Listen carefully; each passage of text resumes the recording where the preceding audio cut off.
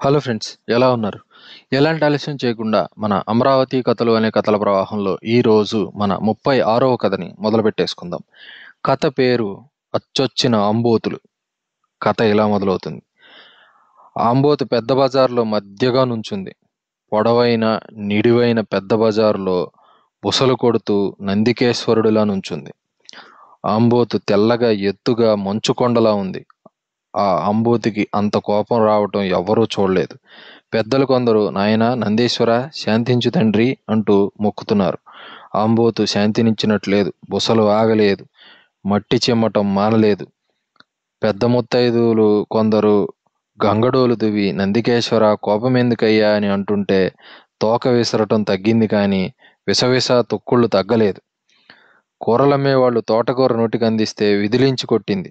కృష్ణ నుండి నీళ్లు తెచ్చేవాళ్ళు కావిడి నీళ్లు ముందు పెట్టి తాగవయ్యా అంటే తాగినన్ని తాగి కడవలు తన్నేసింది. ఊరంతా కంగారుగా పెద్ద బజార్లోకి వచ్చి భయం భయంగా నుంచున్న సమయాన రంగయ్య తన చిల్లర కొట్టుకు వెళ్ళటానికి వీధిలోకి వచ్చాడు. వీధిలోని జనాన్ని చూసి మరికొంచెం ముందుకొచ్చాడు రంగయ్య.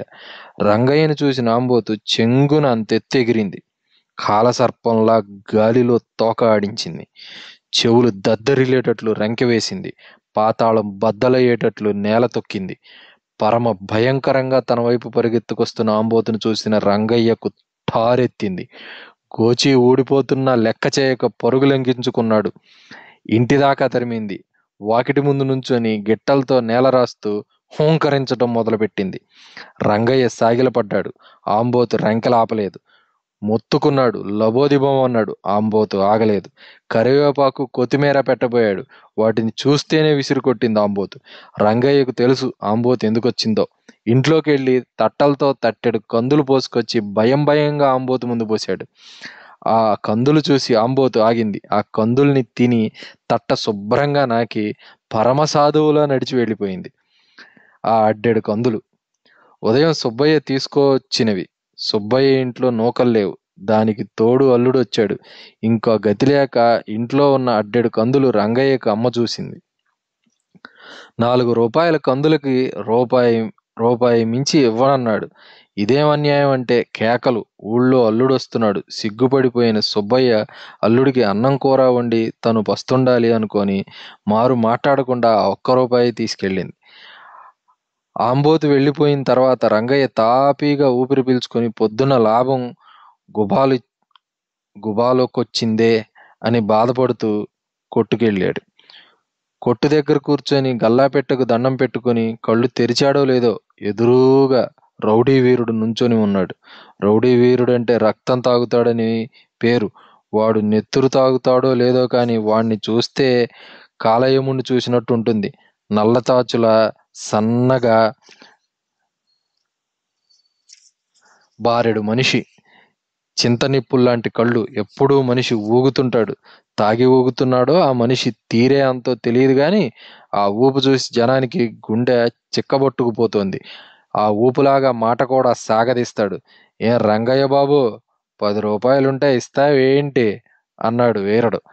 బావుందయ్యో, నిన్నేగా 5 రూపాయలు తీసుకెళ్ళావు అన్నాడు కంగారు పడుతూ రంగయ్య. నిన్నటికి ఇవాళకి నువ్వేం బేరాలు చేయలేదా? ఈ రోజు అవసరం ఆ రోజే. ఇప్పుడేం లేదు పో, బోణీ కాలేదు. పోనా పోనా అంటూ సూటిగా చూస్తూ అన్నాడు వీరుడు. రంగయ్య ఆ పెసలు పలదీపి పెసలు అంటే రంగయ్య పడిపోయాడు. రంగయ్య ఆ పెసలు పల్లపీది పెసలు అంటే రంగయ్య పడిపోయాడు. ఓరి నీ అమ్మ కడుపు బంగారం గాను, ఎందుకురా గోల, ఇదిగో 10 తీసుకో అని 2 నుంచి 10 తీసిచ్చాడు. వీరుడు ఆ 10 రూపాయలతో గాలిగోపురంలోకి వచ్చి అక్కడున్న బిచ్చగాళ్లకు తలో రూపాయి ఇచ్చి ఇంటికెళ్ళిపోయాడు. వీరుడి బెడద ఒక రంగయ్యకే కాదు, ఊళ్ళో చాలా మందికి ఉంది. కాల్లో దిగిన తుమ్మముల్లాంటి వాడు వీరడు. తుమ్మముళ్ళు తీస్తున్న కొద్దీ విరుగుతుంది. ఒక్కసారి బంగారం తాకట్టు పెట్టుకుని అప్పులిచ్చే భూషయ్య దగ్గరికి వెళ్ళాడు వీరడు. భూషయ్య గారు, అర్జెంటుగా అవసరం వచ్చింది, ఒక 100 రూపాయలు కావాలి అని అల్లుడు అడిగినట్లు అడిగాడు. ఆహా అలాగా, 100 చాలా, ఎవడ తాత సొమ్ము ఇమ్మంటావు అన్నాడు భూషయ్య. తాతలు సంపాదిస్తే మేమంతా మీ దగ్గరికి ఎందుకు వస్తామండి? నిన్న రాత్రి సీతాలు నాంతాడు, బుచ్చమ్మ చెవిపోగులు ఎంత ఖరీదు చేశారు అన్నాడు వీరడు. భూషయ్య నీళ్లు గారిపోయి, ఒరేయ్ 100 కావాల్సిందేనా అని దీనంగా అడిగాడు. భూషయ్య దగ్గర 100 తీసుకుని సీతాలు కూతురికి, బుచ్చమ్మ కూతురికి పెళ్లిళ్ళు జరుగుతుంటే చెరో 50 పసుపు కుంకుమ కింద చదివించి ఇంటికి వెళ్ళిపోయాడు. ఇహ లాభం లేదని భూషయ్య, రంగయ్య తీర్మానించుకుని రహస్యంగా పథకం వేశారు. జగ్గడనే రౌడీని పిలిపించారు. వీరన్ని చంపి కిష్టలో పారేస్తే 500 ఇస్తామన్నారు. సరేనన్నాడు జగ్గడు. డబ్బు తీసుకున్నాడు. తెల్లారేసరికి వీరడి శవం నీళ్లలో తేలాలన్నారు. ఓ అని వెళ్ళిపోయాడు జగ్గడు. తెల్లారింది. పీడ విరగడైపోయిందనుకున్నారు ఇద్దరు. భూషయ్య గారో వాకిట్లోకి వచ్చి కేక. అది వీరడి గొంతు. వీరడి దయ్యం కాదు కదా. భూషడు అదిరిపడ్డాడు. భూషయ్య గారు వణికిపోతూ వీధిలోకి వచ్చాడు భూషయ్య. వీరుడు నవ్వుతూ 500 కావాలండి అన్నాడు. 500 అన్నాడు భూషయ్య. మరి జగ్గని చంపి కృష్ణలో తోసేద్దండి. మారు మాట్లాడకుండా 500 ఇచ్చాడు భూషయ్య. రంగయ్య ఇంటి ముందు ఆంబోతు హోంకరిస్తుంది. గిట్టలతో నేల తవ్వి చిందరవందర చేస్తుంది.